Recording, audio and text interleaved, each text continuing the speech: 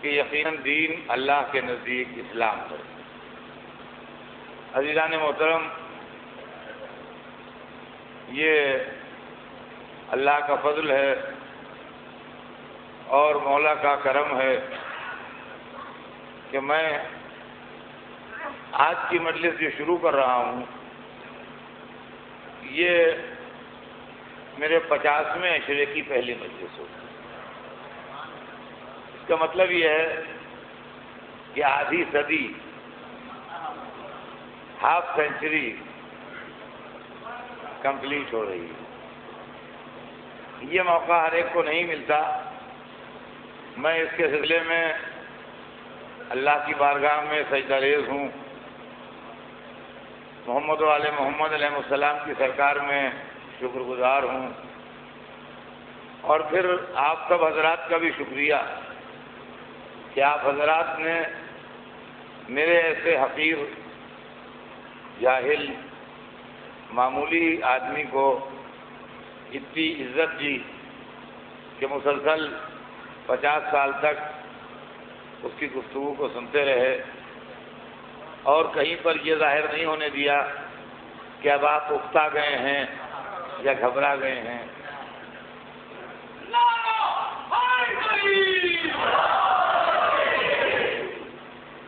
جس وقت ہم نے یہ مجلس شروع کی ہے سن 1380 ہجری میں، تو اس وقت یہ حال کچھ بھرتا تھا، کچھ خالی رہتا تھا، کچھ مجمع لان پر بیٹھتا تھا۔ یہاں سے یہ مجلس کا آغاز ہوا تھا۔ آج پورے دنیا میں یہ مجلس سنی جاتی ہے۔ کینیڈا میں یہ لائیو ٹیلی کاسٹ ہوتی ہے،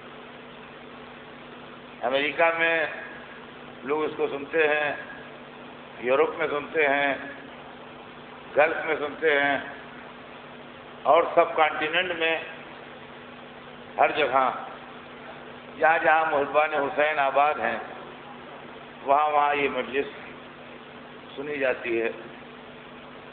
تو پڑھنے والے کو بھی اس بات کا احساس ہوتا ہے کہ جب پیغام کا پھیلاؤ بڑھ رہا ہے تو بات بھی کچھ ایسی کہی جائے کہ جو نوجوانوں کے لیے کوئی نہ کوئی اس میں میسج ہو اور کوئی نہ کوئی اس میں چھپا ہو۔ چنانچہ میں نے اس سال کے واسطے جو اپنا سبجیکٹ معین کیا ہے وہ یہ کہ میں یہ چاہوں گا کہ میں اپنے قوم کے نوجوانوں، بچوں کے سامنے حقیقی اور اصلی اسلام کی تصویر پیش کروں، اس لیے کہ اسلام اس وقت مشکل میں ہے اور اسلام کی تصویر کو بگاڑنے کی بہت سی کوششیں ہو رہی ہیں۔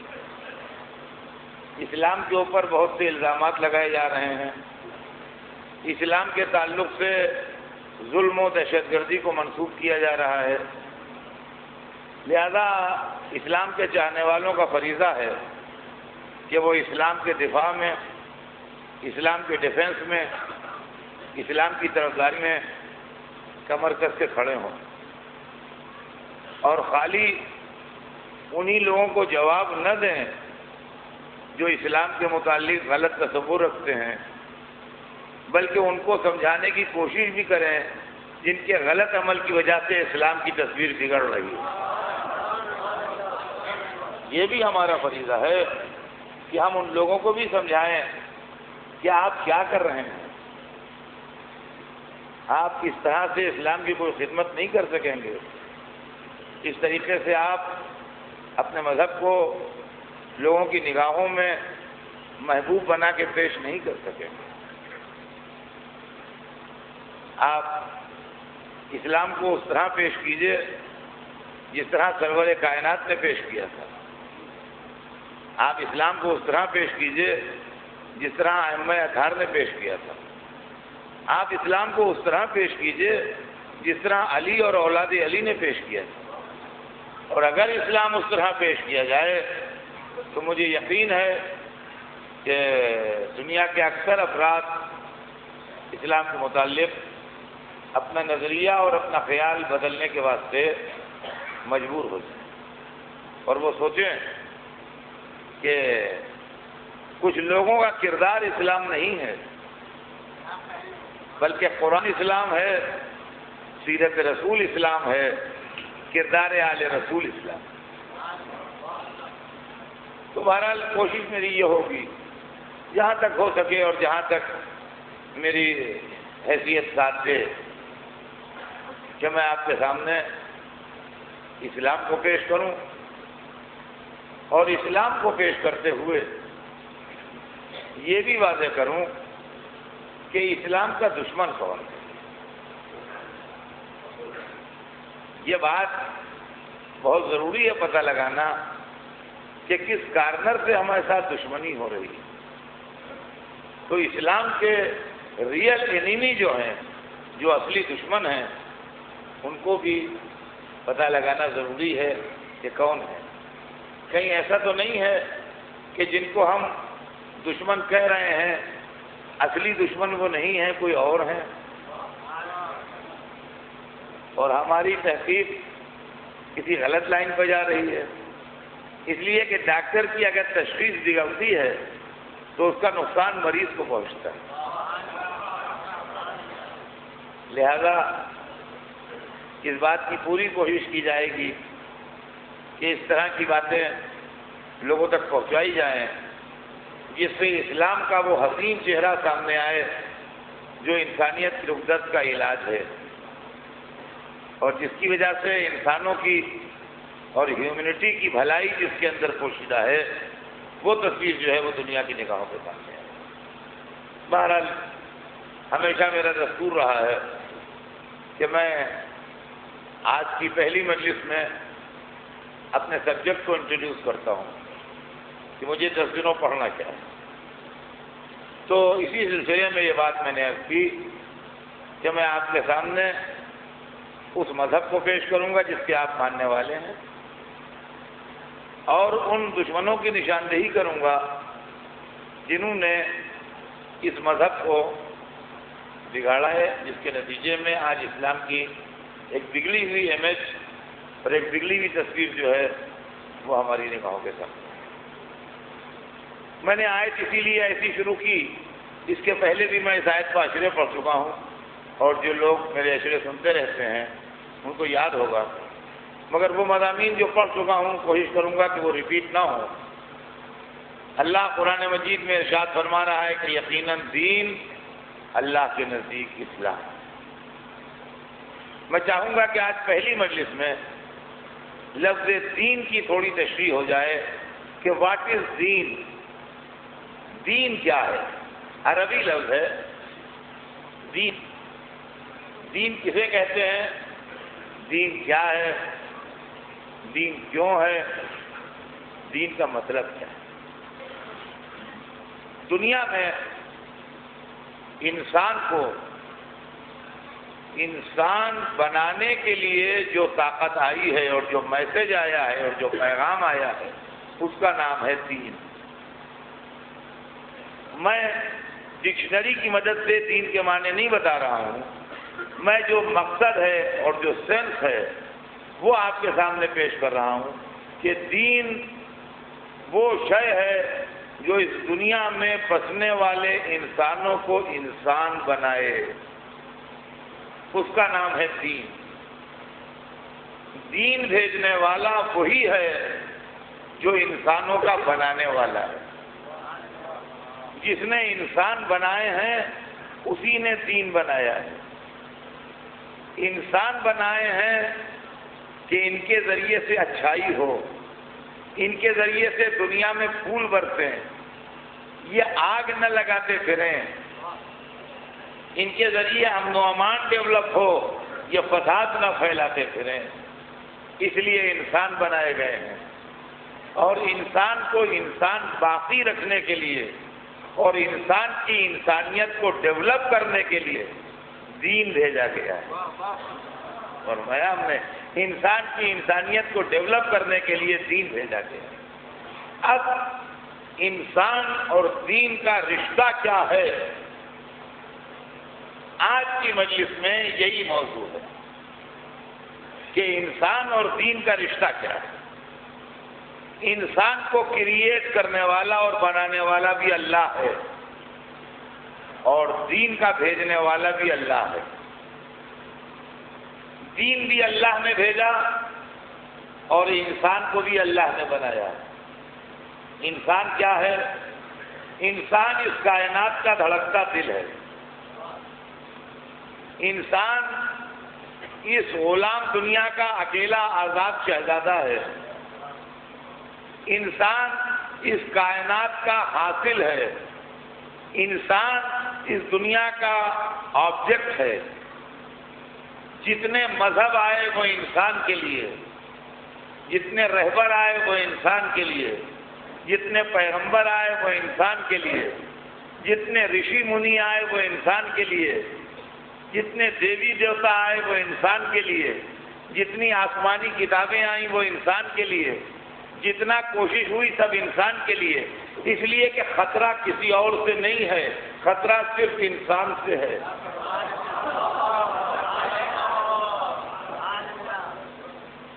جس کے متعلق معلوم ہوتا ہے اس کے متعلق کوئی خطرہ نہیں ہوتا۔ آپ سمجھدار ہیں، آپ اس سے بچیے۔ اگر آپ بچنے کا راستہ نکال لیں گے تو خطرہ کچھ نہیں ہے۔ سانپ زہریلا جانور ہے، معلوم ہے، مگر یہ بھی دنیا کو معلوم ہے کہ سانپ کاٹ لیتا ہے تو آدمی مر جاتا ہے، تو آدمی اپنے کو بچاتا ہے۔ شیر درندہ ہے، پھاڑ کھاتا ہے، آدمی کو مار ڈالتا ہے، تو آدمی کو اچھی طرح معلوم ہے کہ شیر جو ہے وہ اگر جنگل میں کہیں مل جائے اور اس کا منہ خواب ہو تو وہ کھا پی کے ہم کو ختم کر دے گا۔ لہذا آدمی اپنے کو شیر سے بچاتا ہے کہ بھائی اس سے اپنی جان بچائے۔ تو اگر آدمی کو معلوم ہے کہ سانپ زہریلا ہے تو اس کو نقصان کم ہوگا معلوم ہونے کے بعد۔ شیر کے متعلق معلوم ہے کہ یہ پھاڑ کھاتا ہے، یہ مار ڈالتا ہے، یہ گلے کا خون پی لیتا ہے شہر کاٹ کے، تو شیر سے آدمی ڈرے گا، وہ بچے گا۔ جس کے متعلق کچھ نہ معلوم ہو کہ یہ سانپ ہے کہ مور ہے، یہ شیر ہے کہ کبوتر ہے، یہ ہمیں کھانا کھلائے گا کہ ہمارا خون پی جائے گا، یہ ہم کو زندگی بخشے گا کہ ہم کو زندگی سے محروم کر دے گا، خطرناک وہ ہے۔ تو اب اپنا نظریہ بدلیے، اب شیر کو برا نہ کہیے، اپنے کو بچانے کی ترکیب کیجیے۔ سانپ کو برا نہ کہیے، اپنے کو بچانے کی ترکیب کیجیے۔ اگر ڈرنا ہے آپ کو تو انسان سے ڈریے جس کا کوئی بھروسہ نہیں ہے کہ کب کیا کر بیٹھے گا آپ کے سامنے۔ ناسمجھ لوگ رات کے اندھیروں میں قبرستان جاتے ڈرتے ہیں، حالانکہ جب سے دنیا قائم ہے آج تک ایک ریکارڈ ایسا نہیں ہے کہ 10 مردوں نے قبر سے نکل کے ایک زندہ کو مار ڈالا ہو۔ لیکن انسان اتنا بھولا ہے کہ مردے سے ڈرتا ہے جو مارتا نہیں، زندے کو گلے سے لگاتا ہے جو گلا کاٹ لیتا ہے۔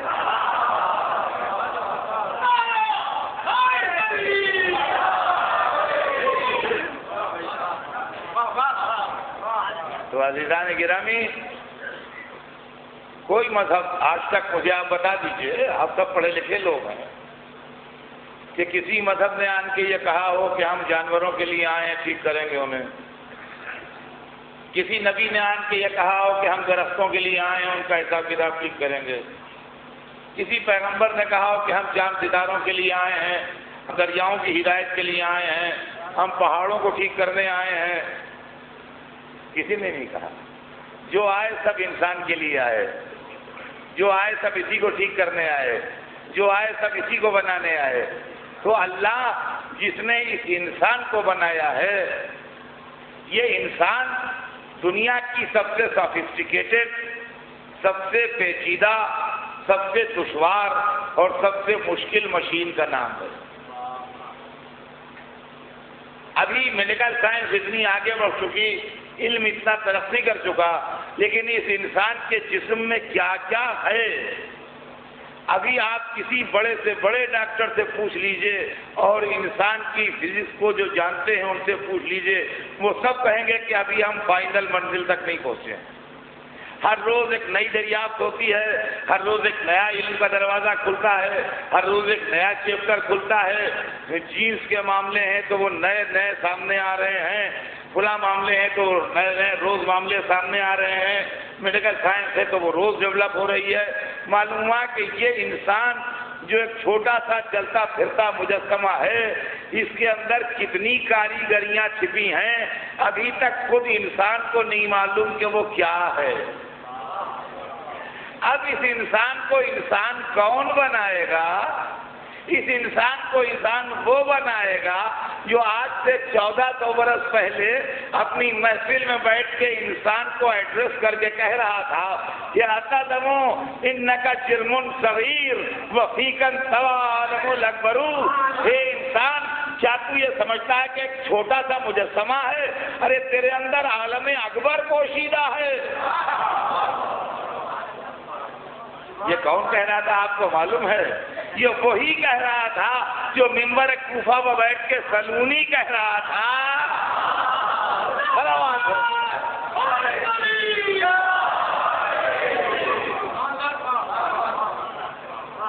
جو ممبر کوفہ میں بیٹھ کے سلونی کہہ رہا تھا کہ پوچھ لو جو تمہارا دل چاہے، وہی کہہ رہا ہے کہ تیرے اندر عالم اکبر پوشیدہ ہے، تیرے اندر عالم اکبر پوشیدہ ہے۔ ابھی 4 دن پہلے کی بات ہے کہ لکھنؤ میں مولا علی کے اوپر ایک سیمینار ہو رہا تھا اور وہ سیمینار اٹینڈ کر رہا تھا، میں اس کو پریزائڈ کر رہا تھا۔ اس کے اندر ایک بہت قابل اور بہت بڑے ڈاکٹر جو علی گڑھ میڈیکل کالج کے پرنسپل سے ریٹائر ہوئے، وہ تقریر کرنے کے لیے آئے تھے اور انہوں نے مولا علی کے 3 جملوں کی وضاحت کی کہ انسان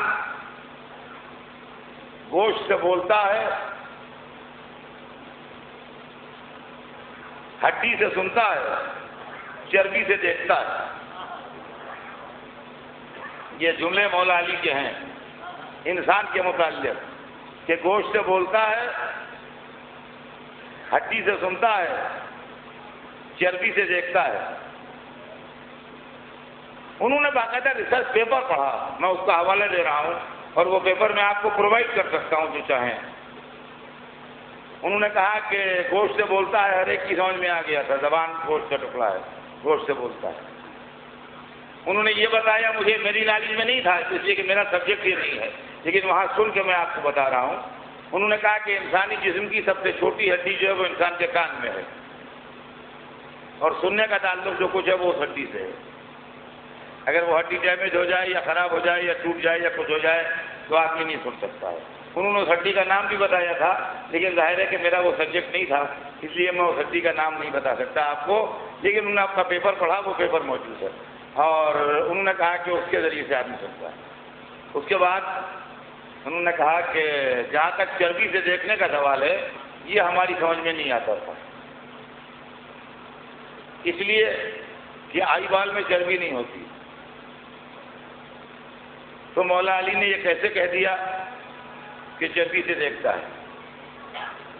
اس کے بعد انہوں نے یہ بتایا، باقاعدہ وہ ان کے ریسرچ پیپر میں تھا کہ آج سے 15-16 برس پہلے کوئی دوا تھی جو چین میں لوگ استعمال کرتے تھے اور اس کے بعد ان کے اندر بلائنڈنس پیدا ہونے لگی، اندھاپن پیدا ہونے لگی۔ تو اس دوا کے اوپر ریسرچ ہوئی تو معلومات کہ آنکھوں کے اندر اور آئی بال کے پیچھے کسی جگہ پر کچھ چربی ہے اور چربی کی مدد سے آدمی کو دیکھنے میں مدد ملتی ہے۔ وہ دوا کا اثر یہ تھا کہ وہ چربی ڈیزالو ہو جاتی تھی اور جب وہ چربی ڈیزالو ہو جاتی تھی تو لوگ اندھے ہو جاتے تھے۔ چنانچہ وہ دوا بین کی گئی۔ انہوں نے کہا کہ ہم لوگ اس پروفیشن میں ہیں، لیکن ہمیں یہ بات نہیں معلوم تھی۔ آج سے 15-16 برس پہلے جب اس بات پر ریسرچ ہوئی تب یہ بات معلوم ہوئی کہ وہ چربی اس دوا کے اثر سے ڈیزالو ہو جاتی ہے، کھل جاتی ہے، اور اس کے نتیجے میں انسانوں کے اندر بلائنڈنیس یعنی اندھا پن جو ہے وہ ڈیولپ ہوتا ہے۔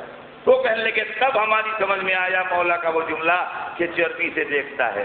عزیزان گرامی، جو انسان کو پڑھانے انسان آیا تھا وہ علم میں اس دنیا سے کئی ہزار برس آگے تھا۔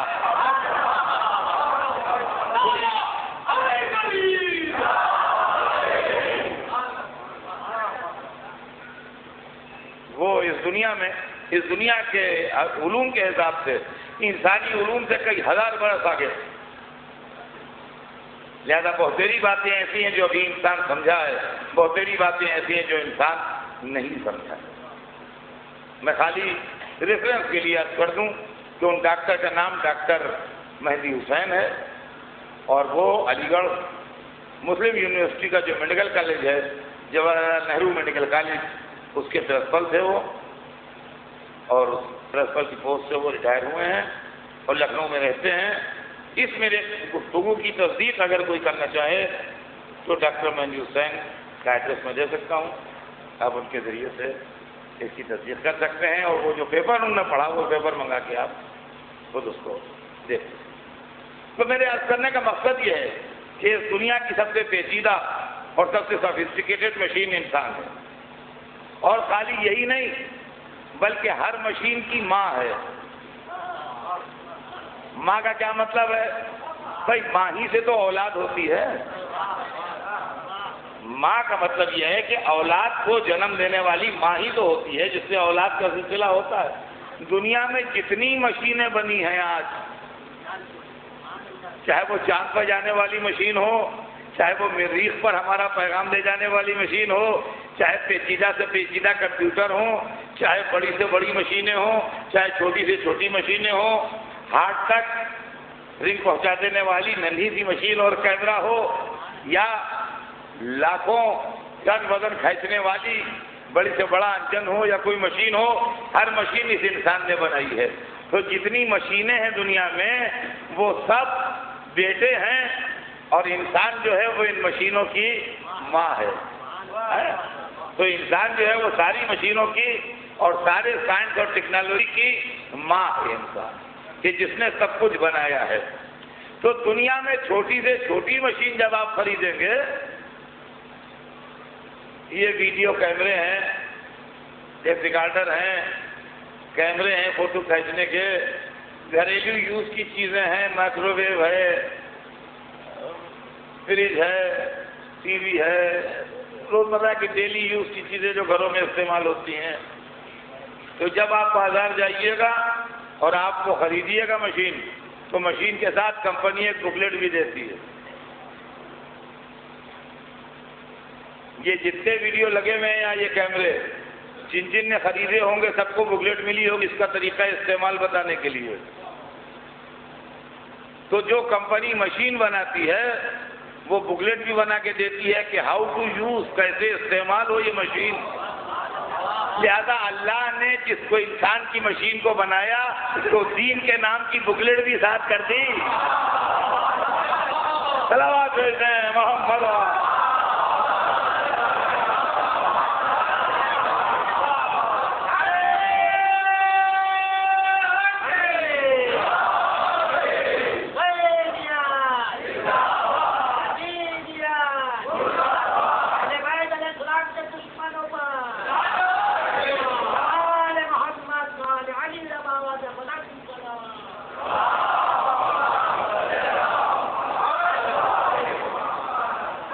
تو جس نے یہ مشین بھیجی بنا کے، اس نے بکلیٹ بھی ساتھ کی۔ مشین کا نام انسان ہے، بکلیٹ کا نام دین ہے۔ بکلیٹ آپ کو یہ بتاتی ہے کہ آپ اس کو کیسے آپریٹ کیجئے، کیسے چلائیے، کس طریقے سے یہ بہت دنوں تک آپ کو فائدہ پہنچائے گی، کون سا کام ایسا ہے جس کے کرنے سے اس کو نقصان پہنچ جائے گا۔ اب ہندوستان کے اندر 220 چلتا ہے وولٹ، تو یہاں کی مشینیں جو ہیں وہ 220 پہ چلتی ہیں، امریکہ میں 110 ہے، تو وہاں کی مشینیں جو ہیں وہ 110 پہ چلتی ہیں۔ اب اگر وہاں کی مشین یہاں یا یہاں کی مشین وہاں لگانا ہوتی ہے تو اس کے ساتھ میں ایک چھوٹی سی مشین اور آتی ہے، ایک کنورٹر آتا ہے جو پاور کو اس حساب سے کنورٹ کر دیتا ہے، ورنہ یوں ہی اگر لگا دیجیے آپ انڈیا کی مشین امریکہ میں یا امریکہ کی مشین انڈیا میں تو جل جائے گی۔ تو یہ چیز کتاب بتائے گی کہ کتنے پاور پر چلے گی تو صحیح چلے گی ورنہ جل جائے گی۔ یہی تو مذہب بھی بتاتا ہے یہ نہ کرو ورنہ جل جاؤ گے۔ کیا بھائی کیا ہے؟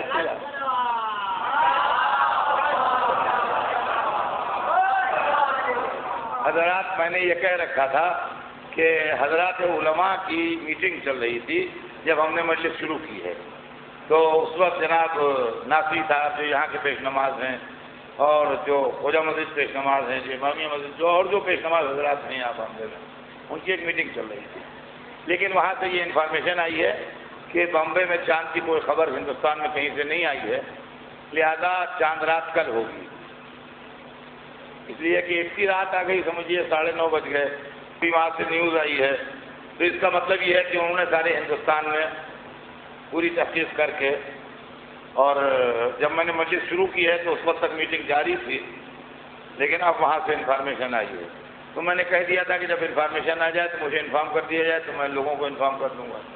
تو بہرحال علماء نے چاند کی تصدیق نہیں کی ہے اور ان کو کوئی ایسی اطلاع نہیں ملی ہے کہ جس کی بنیاد پر وہ کل پہلی ڈکلیئر کر سکیں، لہذا پہلی محرم پرسوں ہوگی اور اس کے حساب سے عاشورہ سنڈے کو ہوگا۔ یہ اطلاع اس پرچے کی اس وقت تک کی اطلاع جو ہے وہ ایک دفعہ صلوات بھیجنے محمد۔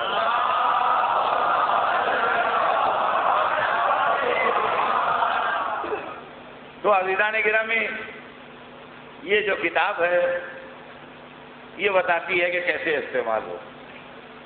اب میں ایک چھوٹی سی مثال بچوں کو سمجھانے کے لیے کہ ہمیں ایک ویڈیو کیمرہ خریدنا تھا، تو ان کا صاحب دیکھیے ایسا ہے کہ ہم نے فلپس کا خریدا تھا، وہ بہت عمدہ، آپ بھی فلپس کرائیے گا درخواست، ہم اب 10 برس سے چل رہا ہے وہ، اور بالکل آج تک کوئی خرابی نہیں آئی ہے، تو ایسا کیجئے کہ بہت عمدہ کمپنی ہے، آپ فلپس کرائیے گا۔ کہتا ہم گئے تو ہم جا کے آپ کے کہنے سے فلپس کا خرید لائے، انہوں نے بکلیٹ بھی دی، بکلیٹ گر گئی کہیں، لاتے میں بکلیٹ جو تھی وہ ادھر ادھر کہیں ہو گئی، کیمرہ آ گیا گھر میں خیریت سے، ہم نے کوئی بات نہیں ہے بکلیٹ گر گئی تو گر جانے دو، ہمارے دوست کے پاس بھی فلپس کا کیمرہ ہے اور کیا بکلیٹ ہے ان سے مانگ لیں گے۔ اب ان کو ٹیلی فون کیا، کہنے لگے ہم نے کیمرہ تو آپ کے کہنے سے فلپس کا خرید لیا، کہنے بہت اچھا کیا، بہت دنوں چلے گا۔ ہم نے کہا مگر وہ راستے میں لاتے میں بکلیٹ کہیں ادھر ادھر گر گئی ہے تو آپ اپنی بکلیٹ بھیج دیجیے۔ ان کا نہیں اثر تھا، اب اس سے کام نہیں چلے گا، آپ وہیں کمپنی دوسری لے آئیے، وہ دے دیں گے دوسری، لیکن ہماری والی بکلیٹ سے کام نہیں چلے گا۔ ان کا کیوں بھائی، وہی کمپنی ہے جو آپ کی کمپنی ہے وہی ہماری کمپنی ہے۔ کہا نہیں، اصل میں ہم نے جو خریدا تھا وہ خریدا تھا 98 میں، اور آپ کے پاس ہے 8 کا ماڈل، تو یہ ماڈل بدل گیا ہے، تو پرانے ماڈل کی بکلیٹ جو ہے وہ نئے ماڈل میں نہیں چلے گی۔ اب سمجھے آپ کہ پیغمبروں کے زمانے میں شریعتیں الگ الگ کیوں ہو گئی؟ بھائی ماڈل بدلتے گئے، کتابیں بدلتی گئی۔ تو چھوٹے موٹے گھریلو استعمال کا سامان جو ہوتا ہے تو اس کے لیے تو یہ ہوتا ہے کہ بکلیٹ دے دیتے ہیں، اب اپنے خود ہی پڑھا کے اس سے اپنا کام چلا لیتے ہیں، ٹیپ ریکارڈر ہے اور ٹی وی ہے اور ویڈیو ہے اور فریج ہے اور کھلا ہے، وہ سب اپنے چل جاتا ہے۔ لیکن اگر کوئی بہت بڑا پروجیکٹ لگا رہے ہیں آپ اور ہیوی مشین منگا رہے ہیں، تو جس ملک سے مشین آ رہی ہے وہیں سے سیٹنگ کے لیے انجینئر بھی آئے گا۔ توجہ چاہتا ہوں جس ملک سے مشین آ رہی ہے، اب اگر آپ نے امریکہ سے مشین منگائی ہے تو انجینئر بھی امریکن آئیں گے. اگر برٹن سے مشین منگائی ہے تو انجینئر بھی سیٹ کرنے کے لیے وہی بھیجیں گے. اور اگر فرانس سے آ رہی ہے آپ کی مشین تو انجینئر بھی فرانس سے آئے گا. اور اگر جرمنی سے آ رہی ہے مشین تو انجینئر بھی جرمنی سے آئے گا. اب اگر یہ صرف پکڑ لیں آپ کہ مشین تو منگا لیں گے انجینئر یہیں کے. صلوات بھیجتے ہیں محمد.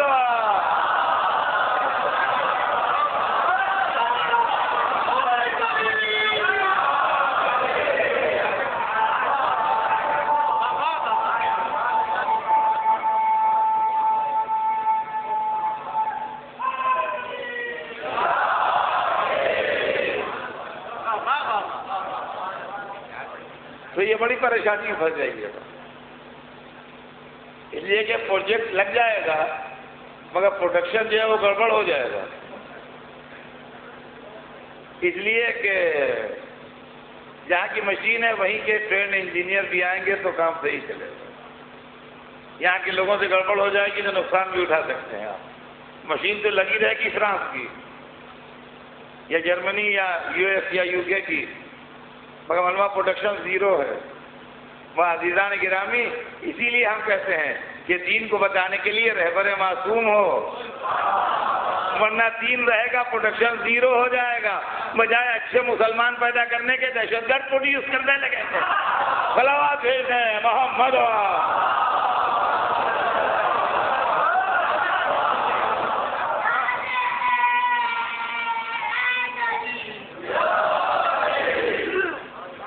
تو عزیزان گرامی جو کچھ ہے وہ انسان کے واسطے. دین جو ہے وہ انسان کو انسان بنانے کے لیے. اس کی وجہ یہ ہے کہ بے شک یہ بڑا ذہین مخلوق ہے جس کا نام انسان ہے. اس کے علم میں اور دوسرے مخلوقات کے علم میں فرق یہ ہے کہ ان کو جتنا علم فطرت نے قدرت نے اللہ نے دے دیا ہے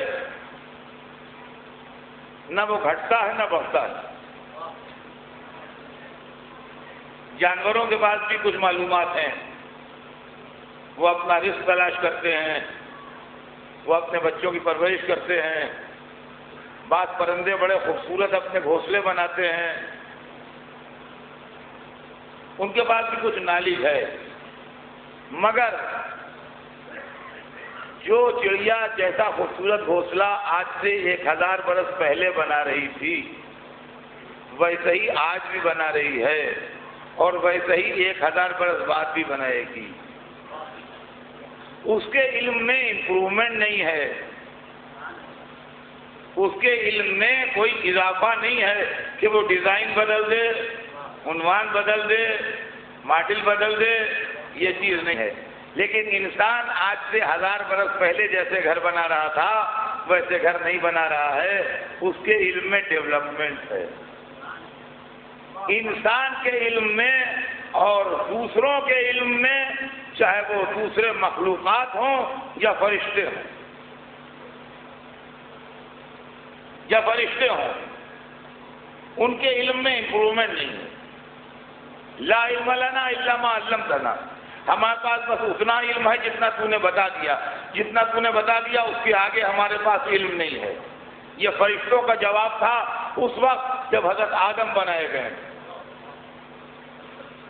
آج کی دنیا میں معاذ اللہ بھی فرشتوں کا مرتبہ بہت بلند ہے. معاذ اللہ میں کوئی ان کی شان میں گستاخی کی بات نہیں ہے, لیکن میں سمجھانے کے لیے بات کہہ رہا ہوں کہ کمپیوٹر سے جواب ملتا ہے. کمپیوٹر بالکل 100% صحیح جواب دیتا ہے. ہمارے جواب میں غلطی ہو سکتی ہے. کمپیوٹر آپ کو بالکل کریکٹ جواب دے گا, مگر جتنا فیڈ کر دیا ہے اس کے آگے جواب نہیں دے گا. جتنا آپ نے فیڈ کیا ہے کمپیوٹر میں, کمپیوٹر اتنی ہی نالج آپ کو واپس کرے گا. جتنا آپ نے فیڈ کیا ہے اس سے بڑھا کے نالج آپ کو نہیں واپس کرے گا. لیکن ایک انسان جس کو آپ نے پڑھایا ہے آج, کل کو جب آپ اس کو چیک کریں گے تو اپنی نالج کو امپروو کر چکا ہوگا. وہ 2 باتیں آپ کو اور بتا دے گا جو آپ نے اس کو نہیں بتائی. تو بات سے بات پیدا کرنا اور علم سے علم کو آگے بڑھانا, چراغ سے چراغ جلانا, یہ انسان کا کام ہے. انسان کے علم نے انسان کو طاقتور بنایا ہے، انسان کے علم نے انسان کو فائدہ بخش بنایا، انسان کے علم نے انسان کے واسطے آسانیاں فراہم کی۔ علم ایک ایسی شے ہے کہ جو آپ کی خدمت اس طرح کر رہا ہے کہ آپ کو اندازہ نہیں ہے کہ یہ کون سا خادم ہے آپ کا کہ جو آپ کی خدمت کر رہا ہے۔ ہم بمبئی آتے تھے، آج سے 50 برس پہلے کی بات ہے، آج سے 40 برس پہلے کی بات ہے، یہاں ہماری میز کی دراز میں ٹیلی گرام کے فارم رکھے رہتے تھے۔ ہم یہاں سے ٹیلی گرام لکھتے تھے اپنے گھر، ارائیو سیفلی، ریچ سیفلی، مسجد کے آدمی کو دیتے تھے، وہ یہاں سامنے جو پوسٹ آفس ہے، مانڈی کا پوسٹ آفس، ہاں وہاں سے جا کے وہ ٹیلی گرام کر کے آتے تھے۔ نیکسٹ ڈے وہ ٹیلی گرام ہمارے گھر پہنچتا تھا تو ہمارے ماں باپ شکر خدا کرتے تھے، اطمینان کرتے تھے کہ لڑکا ہمارا خیریت سے پہنچ گیا۔ آج ہمارا پلین نے زمین ٹچ کی اور ہم نے موبائل سے انفارم کر دیا بمبئی پہنچ گئے ہم۔ تو اس علم نے ہم کو کہاں سے کہاں پہنچایا اور ہمارے امکانات کو کہاں سے کہاں تک پہنچا دیا۔ یہ علم آپ کو فائدہ تو پہنچا رہا ہے، لیکن یہ ضروری ہے کہ جس کو فائدہ پہنچ رہا ہو وہ انسان رہے، درندہ نہ بن جائے۔ جس کو فائدہ پہنچ رہا ہے وہ انسان رہے، درندہ نہ بن جائے۔ جو نئی ایجادات ہیں وہ اس لیے استعمال ہوں کہ انسانیت کو فائدہ پہنچے، اس لیے نہ استعمال ہو کہ انسانیت کو نقصان پہنچے۔ علم کا کام یہ ہے، سائنس کا کام یہ ہے کہ وہ آپ کو طاقتور بنائے گا، لیکن مذہب کا کام یہ ہے کہ طاقتور کی طاقت کو صحیح استعمال کرے گا، غلط استعمال نہ ہونے دے گا۔ اور ہمارے آپ میں یہ مذہب کا کام ہے اور یہ ریلیجن اور دھرم اور دین کا کام ہے کہ وہ آدمی کی طاقت کو غلط نہ استعمال ہونے دے۔ یعنی موبائل فون جو ہے وہ گھر والوں کو اطمینان پہنچائے تو وہ ٹھیک ہے کہ وہ اضطراب میں نہ رہیں، لیکن اس موبائل فون سے کسی ڈاکہ زنی اور کسی چوری کی اطلاع نہ دی جائے کہیں کہ گھر خالی ہو گیا ہے، جا کے ڈاکہ مار کو۔ یہ کام مذہب کا ہے کہ وہ انسان کو انسان بنائے۔ اسی لیے عزیزان گرامی، اسی قرآن مجید نے علم کے ساتھ حکمت کا لفظ استعمال کیا۔ دیکھیے پہلے بچے دین کو پہچانے کے بعد دین کیا ہے، تاکہ ان کے دماغوں میں جو کبھی کبھی خیالات رینگتے ہیں کہ ہماری آزادی کو روکتا ہے اور ہماری فریڈم کے اوپر چیک لگاتا ہے اور یہ ہے وہ ہے، یہ نہیں۔ مذہب کا رول کیا ہے اور نبی آ کے کیا کرتا ہے وہ سنیے۔ وہ قرآن بتائے گا آپ کو۔ قرآن میں ایک جگہ نہیں، بہت سی جگہ کے اوپر یہ آیتیں موجود ہیں، کئی جگہ۔ میں آیت کا ایک ٹکڑا پڑھتا ہوں آپ کے سامنے۔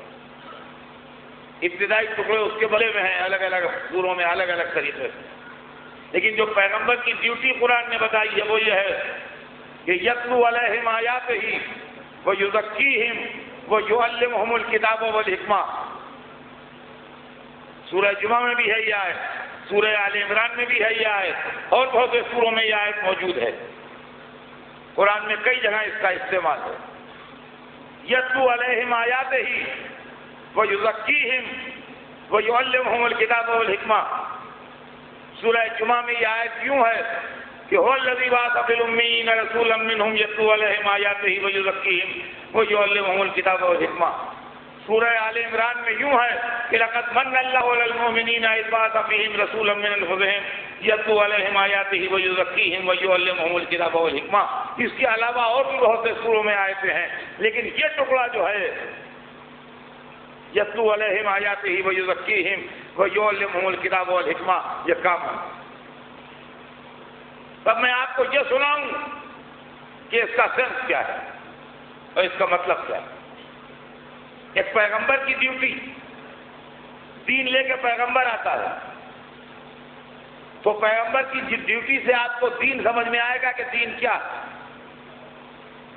سب سے پہلا کام پیغمبر کا یہ ہے کہ یتلو علیہم آیاتہ، وہ آیات الہی کی تلاوت کرے، یہ آیات الہی کی تلاوت کیا چیز ہے؟ آئیے میں نے مذہب کو سمجھا بھی زندگی سے ہے اور مذہب کو سمجھاتا بھی زندگی سے ہوں۔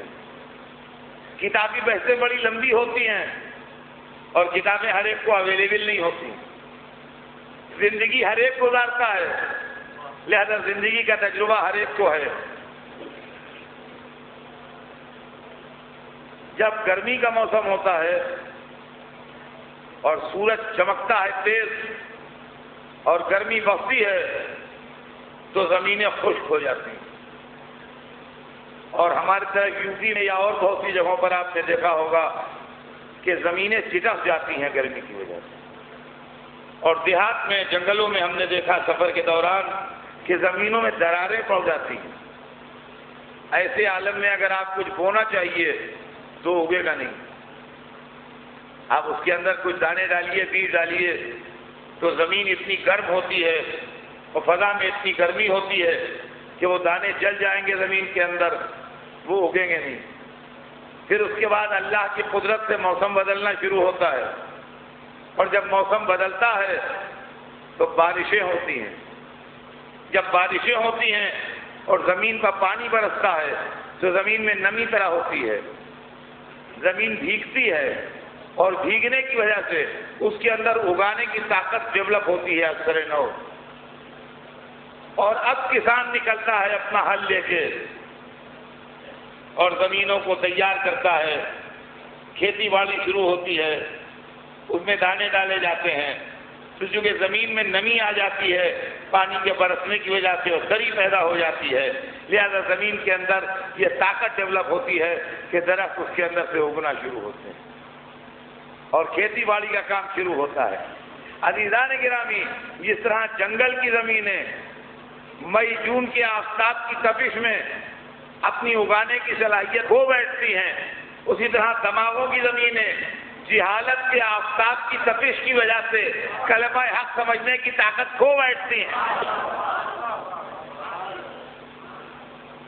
جہالت کی دھوپ اور اگنورنس کی گرمی اور نہ جاننے کی حرارت انسان کے دماغوں کی صلاحیتوں کو چھین لیتی ہے۔ وہ اچھے اور برے میں تمیز نہیں کر سکتے، وہ نیک و بد میں فرق نہیں کر سکتے، وہ خیر و شر کا امتیاز نہیں کر سکتے، ان کی سمجھ میں نہیں آ سکتا کہ یہ کیا ہے اور یہ کیا ہے۔ لہذا اگر ایسے موقع پر اللہ کا پیغام انہیں سنایا جائے، اگر ایسے موقع پر دین ان کے سامنے پیش کیا جائے تو وہ دین کو ایکسیپٹ کرنے کے لیے تیار نہیں ہوں گے۔ لہذا یتلو علیہم آیاتہ، پیغمبر سے پہلا کام یہ لیا گیا کہ وہ اللہ کی آیتوں کی تلاوت کرے۔ یا اللہ کی آیتوں کی تلاوت جو کرے گا پیغمبر، یہ سمجھیے کہ ذہنوں کی زمینوں پر بارش کرم ہوگی۔ زبان پیغمبر کی، آیتیں اللہ کی، یہ سمجھیے کہ بارش ہو رہی ہے زمینوں پر۔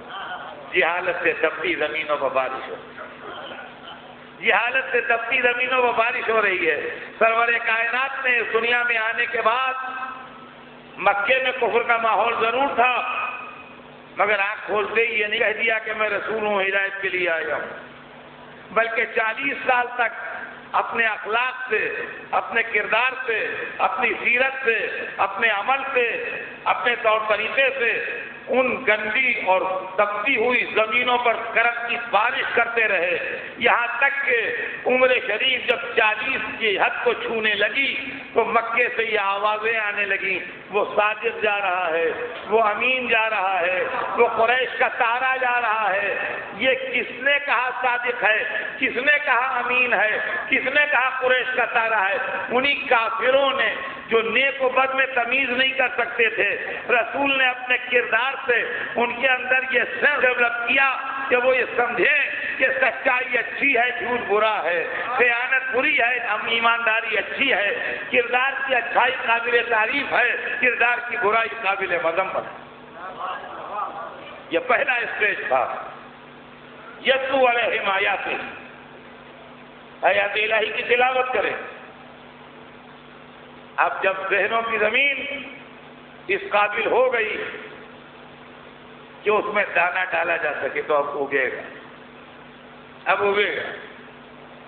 اب دوسری اسٹیج آئی یزکیہم، اس کا کیا مطلب ہوا؟ تزکیہ کہتے ہیں کسی چیز کو پاک صاف کرنا، تزکیہ کہتے ہیں کسی چیز سے گندگی اور برائی کو دور کرنا، تزکیہ کہتے ہیں کسی چیز کو پیوریفائی کرنا۔ بات کلیئر ہوئی؟ یزکیہم، ان کے نفسوں کو پاک کرے۔ ہمارا ظرف جو ہے، ہمارا نفس جو ہے، جس کے اندر ایمان ڈالا جائے گا، جس کے اندر اسلام ڈالا جائے گا، جس کے اندر قرآن کے احکام ڈالے جائیں گے، جس کے اندر یہ بتایا جائے گا یہ برا ہے، یہ اچھا ہے، یہ حرام ہے، یہ حلال ہے، یہ جائز ہے، یہ ناجائز ہے، ایسا کرو، ایسا نہ کرو، اس سے خدا خوش ہوگا، اس سے خدا ناراض ہوگا، یہی سب باتیں تو بتائی جائیں گی نا۔ یہ باتیں بہت عمدہ ہیں، یہ باتیں بہت عمدہ ہیں، لیکن جس برتن میں آپ کے ڈال رہے ہیں اس کو بھی پاک صاف ہونا چاہیے۔ دیکھیے زندگی سے سمجھیے تو کھٹاکھٹ بچوں کی سمجھ میں دین آئے گا۔ اتنا بڑا پیالہ، اتنا بڑا پیالہ چینی کا، رات کو بہترین قورمہ اس میں کھایا اور کھا کے ٹیبل کے نیچے رکھ دیا، رات بھر چھچھندریں بھی آئیں اور بمبئی کے چوہے بھی آئے، مشہور زمانہ ہے بمبئی کے چوہے، اور انہوں نے اس کو چاٹا واٹا، وہ سویرے رکھا رہا ویسے ہی ٹیبل کے نیچے۔ جب لنچ کا ٹائم ہوا تو بہت عمدہ سالن پکا تھا، بہترین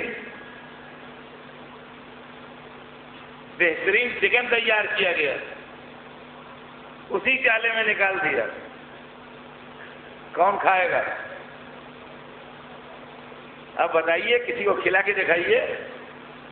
ہم کہا ارے اگر صاحب پلیز ایسی مثالیں نہ دیجیے، مچھلی ہونے لگتی ہے۔ کیسی مثال دے رہے ہیں؟ وہ پیالہ جو رات بھر رکھا رہا جھوٹا، دھویا نہیں گیا، اور اس کو چوہوں نے چھاٹا اور سویرے اسی میں نکال دیا آپ نے چکن کری، بہت عمدہ تھی، لیجیے۔ ایک جگہ آدمی کھائے گا نہیں، یہ کھانے کے لائق نہیں ہے، اور ایک آدھے گھنٹے میں وہ سالن اس میں رکھا رہا جو ابھی ابھی تیار ہوا تھا اور بہت عمدہ اور بہت مزے کا تھا، وہ سڑ گیا۔ ان کا یہ تو سڑ گیا، تو ان کا سڑ تو جائے گا، آپ نے جھوٹے پیالے میں نکال دیا تھا، سڑ تو جائے گا، اور کیا ہوگا؟ معلومات سالن ٹھیک ہے، جو پتیلی میں ہے وہ عمدہ ہے، لیکن جس پیالے میں نکالا گندا تھا، اس لیے سڑ گیا۔ اب سمجھے آپ اسلام کی کہانی، اسلام بہت عمدہ ہے، لیکن اگر انسانی نفس پاک نہیں ہے تو یہ دین اس میں آئے گا تو سڑ جائے گا، فائدہ نہیں پہنچائے گا۔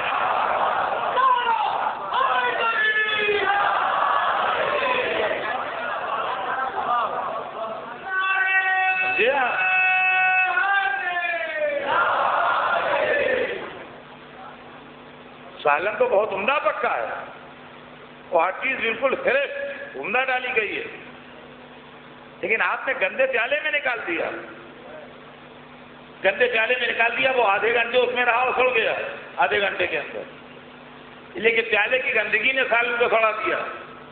سالن خراب نہیں ہے، پیالہ خراب ہے۔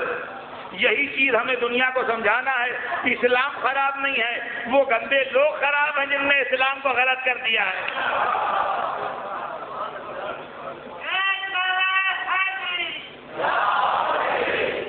تو عزیزان گرامی، رسول کا دوسرا کام یہ ہے یزکیہم، انسان کے نفسوں کو کفر کی، شرک کی، حسد کی، برائی کی، غیبت کی گندگیوں سے پاک کرے، اپنے کردار کے پاک پانی سے نفس انسانی کی گندگیوں کو دھو کے ایسا پاک کر دے کہ جب اسلام کا جیسا دین اس میں ڈالا جائے تو وہ دنیا میں کچھ اچھے کارنامے دکھا دے۔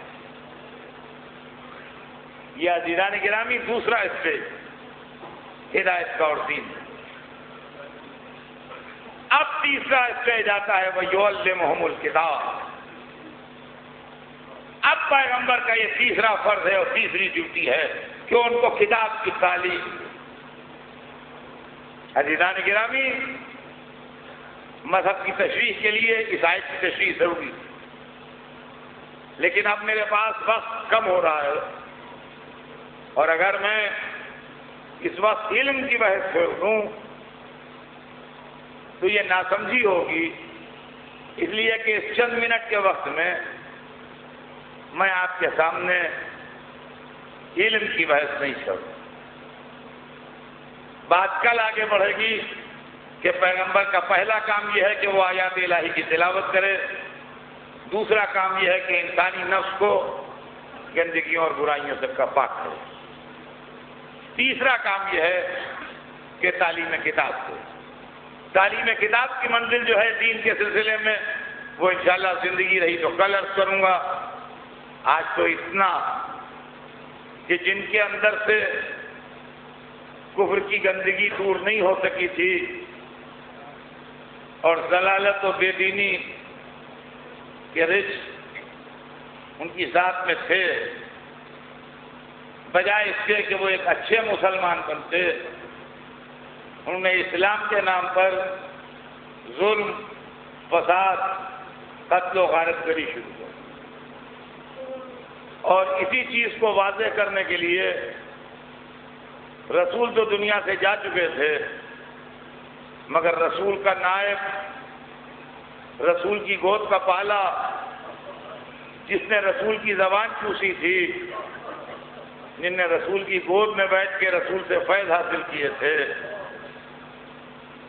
جس نے رسول کے دوش پر جگہ پائی تھی، جو پشت رسول تک پہنچا تھا، وہ زندہ تھا، وہ موجود تھا۔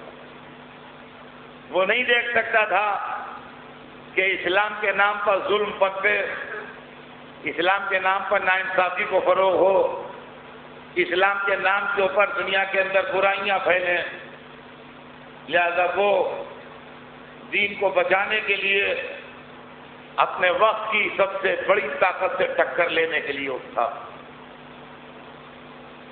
اور صبح قیامت تک کے لیے وہ ساری دنیا کے انسانوں کو یہ میسج دے گیا کہ سب سے بڑی طاقت جو ہے وہ حق اور سچائی کی طاقت ہے، اور سب سے بڑی کمزوری جو ہے وہ ظلم و ناانصافی کی کمزوری ہے۔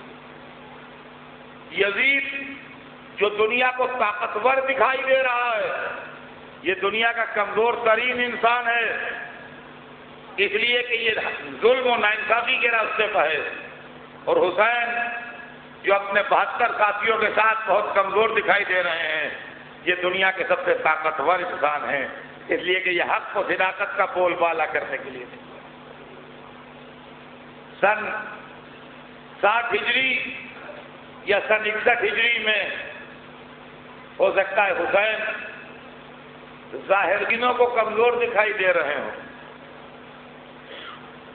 لیکن 1400 برس کی گزرتی تاریخ حسین کی طاقت کا کلمہ پڑھ لگا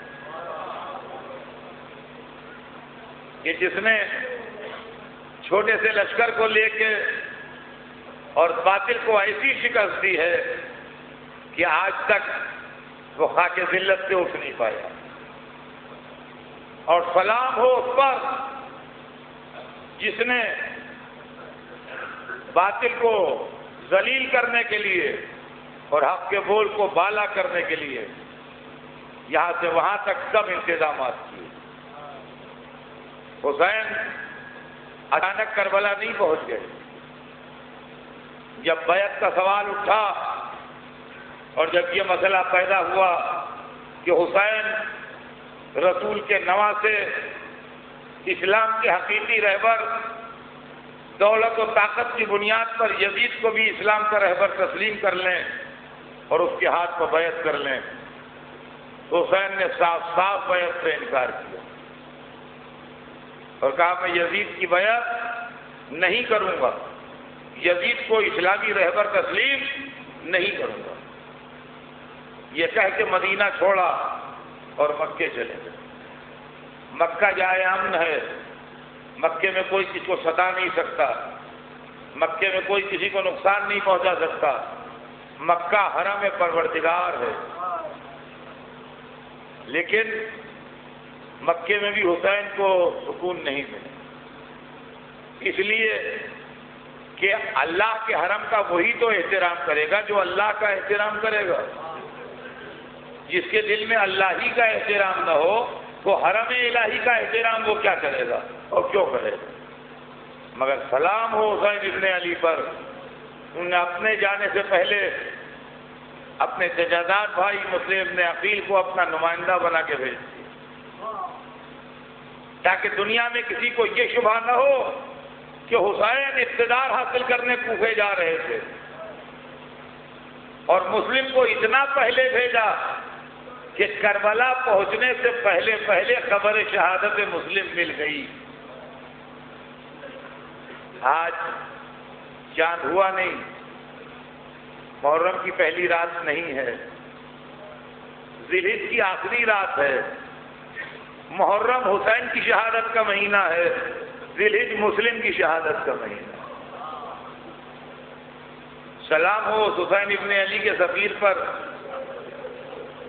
جس کے ہاتھ پر پہلے کوفیوں نے بیعت کی اور اس کے بعد دنیا کے چند پیسوں کی لالچ میں بیعت توڑی،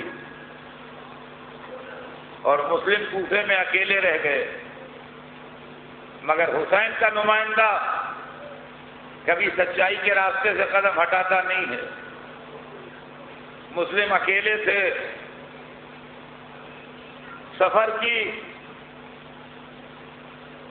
8ویں تاریخ تھی، مسلم کوفے کی گلیوں میں چل رہے تھے، راستے میں دروازے پر ایک عورت بیٹھی تھی جس کا نام طوا تھا، اس سے تھوڑا سا پانی مانگا۔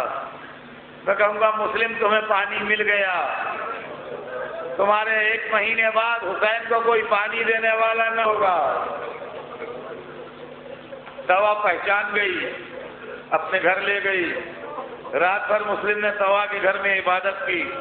سویرا ہوا، اس کا بیٹا ابن زیاد سے ملا ہوا تھا، اس نے ابن زیاد کو خبر کی، ابن زیاد نے ایک آدمی کی گرفتاری کے لیے 1500 آدمی بھیجے، اور مسلم نے 1500 کے لشکر کو ٹکڑے اڑا دیا، اور کمک بھیجی گئی، اور کمک بھیجی گئی۔ آخر میں دھوکے سے مسلم کو گرفتار کیا گیا اور ایک گڑھے میں گھرایا گیا۔ عزیزان گرامی، دل تھام کے تاریخ کا جملہ سنیے، جب مسلم ان کے دھوکے کے گڑھے میں گرے تو روایت میں ہے کہ وہ فوجی آگے بڑھے جن کے ہاتھوں میں لمبے نیزے تھے،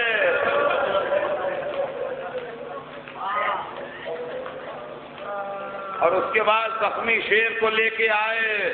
سلام ہو اس پر جس کو وصیت کے لیے بھی کوئی اپنا نہ ملا، کوفے کے دارالامانہ میں سارے دشمن تھے، مسلم کو لے جا کے شہید کیا گیا۔